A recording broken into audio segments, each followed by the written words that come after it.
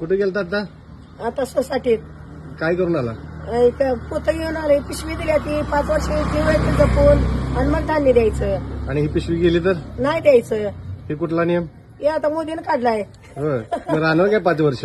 कुणाला टावले का काय माहित मला. म्हणजे ही गोरगरिबावर सक्ती आहे. हा. पिशवी असली तर धान्य. धान्य नाही मग ह्याच्या आधी धान्य मिळत नव्हतं. तर मिळत होतं की. मग हे आता कसं- प्लास्टिकवर बंदी आहे की. बघ की कसा नियम काढलाय बघ बाबा तुझ्या का आता येऊ. हा? मग काय गरिबाने मरायची पिशवी गेली की? मरायचंच आता गरीबाला मिळणार नाही बघा काय. हे असलं तर द्यायचं नाही तर नाही आणि हा द्यायचं. प्रचार सरकारचा आहे का मोदी आता मोदी कुणाला सरकारचा आहे? मोदी सरकारचं मोदी सरकारची हमी आणि सर्वांना धान्य हा पोषणयुक्त समाज. हा हा हा हा. आहे का? याच्या आधी उपाशी मरत होता सगळा समाज. हा हाय का. बघ काय करायचं आपल्याला सांग. काय राजीव कांबळे आपल्याला काय प्रतिक्रिया वाटते त्यावरती? हा, काय देता. मला असं वाटतंय जे हे काढले हे 5 वर्षे सांभाळायला पाहिजे. हा. 5 वर्षे राहते का नाही. हा.